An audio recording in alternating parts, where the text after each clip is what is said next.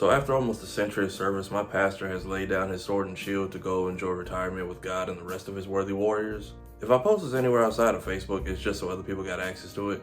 He's reunited with his wife, is survived by his children and his many grandchildren. This is a man who's responsible for getting me, a lot of people close to me, hundreds, and if not thousands of people walking along the right path in life. He was a gracious gateway to God for so many people for so long. Not gonna lie, when I was 5, I thought he was God in disguise. Seemed like he knew all the scriptures by heart, knew how to interpret them in ways I would understand. He was teaching me more life lessons than PBS at the time, and was always giving us a blessing to go about the rest of the week.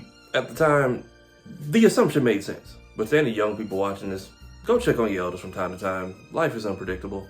And I'm so glad that last year so many of us randomly just went over to pay him a visit. Because we didn't know that for some of us, including me, this would be our last time seeing him.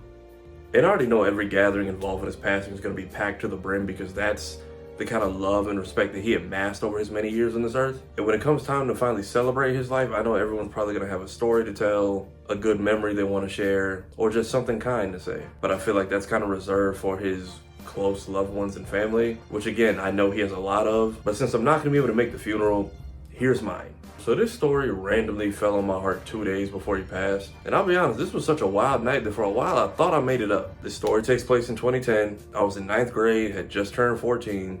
Some of y'all watching this might know back then my house got broken into by people that were supposed to be trusted friends and family. And for some reason, they went in on my room specifically. Police wasn't doing nothing, no one in the neighborhood was really talking, but we was basically getting heckled by the people that did it on a daily basis. A very rough way to start high school. So that's just the setting. Let's fast forward to the crazy part. We had packed up our stuff, we had moved to a new apartment. My dad is at our former home by himself gathering the last of our stuff. And I guess the antagonizers took it too far, because one of them tried to step to him and lost horrendously.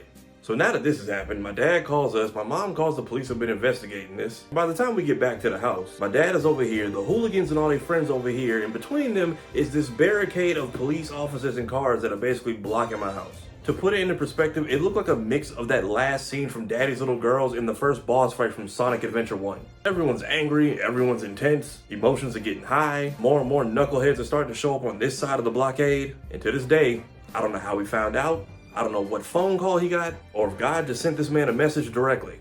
But between all the ruckus and the police sirens, the next thing I hear is... And at this point, I felt like I was the only one seeing this because the next thing I see is this giant G-Wagon of a truck come Tokyo drifting around the corner, come barreling down my street, spin around the police barricade, and as this car lands in my yard, out steps Ella Roll. And I don't know if it was just his presence or my adrenaline at the time, but I swear all this happened in slow motion. Because I promise, when this man stepped out the car, I did not see him put it in park. I watched that truck drift itself into place, him step out of it mid-spin, and then the door closed and it parked itself without him touching it. Like God sent him an angel to ride shotgun or something that day, I don't know. The only thing missing from this dramatic entrance was like a Michael Bay explosion in the background. But on the other side of this blockade, everyone's face changed because at that point they realized this night is not about to go how we thought. And Ella Roll had this move that he would do with, actually, let me change my clothes for this part.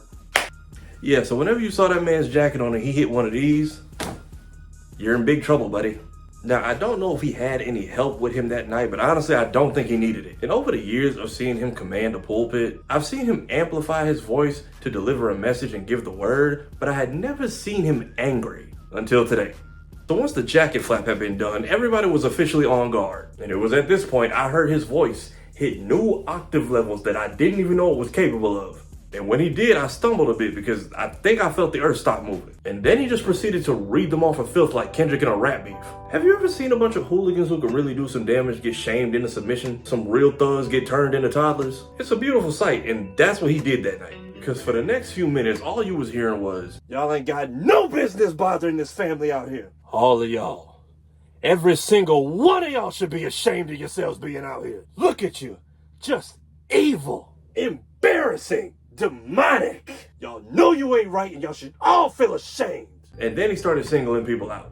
"I know your mama. I know you ain't out here condoning this nonsense. And I know your daddy. I know both your grandmothers. You want me to tell them where y'all was at tonight? And I'll send every one of y'all butts home to them if need be. And if you got a problem with it, come cross them cars and see me." It was at this point he pretty much had every single one of these knuckleheads shook, because between him and the police, who were frozen in place because even they was mesmerized at this happening, they didn't know they was going to catch a belt or a bullet that night, but they didn't already fooled around and woke this man up out of bed. They was not trying to find out.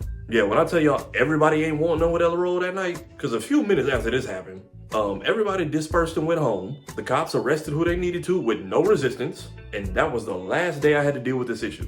I wasn't getting bothered at school anymore, wasn't getting bothered in the neighborhood no more, wasn't getting bothered at the mall no more. The world was suddenly a safe place again.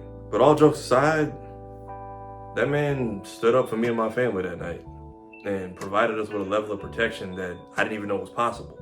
And that's just the kind of man he was. And whether he had to preach the word or put leather to your behind, he truly loved everybody.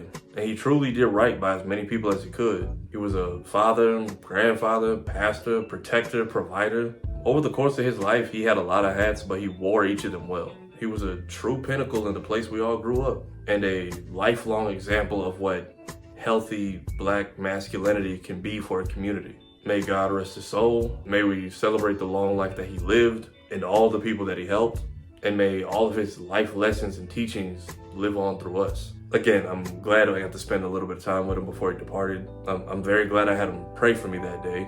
To anybody feeling a little somber about the situation, I pray you find the healing energy you need. And I hope this story at least provided a few laughs on the road to recovery, as well as properly pay tribute to the legacy of a one-of-a-kind individual. May he rest in peace, and to anyone watching this, may the rest of your life be amazing. God bless.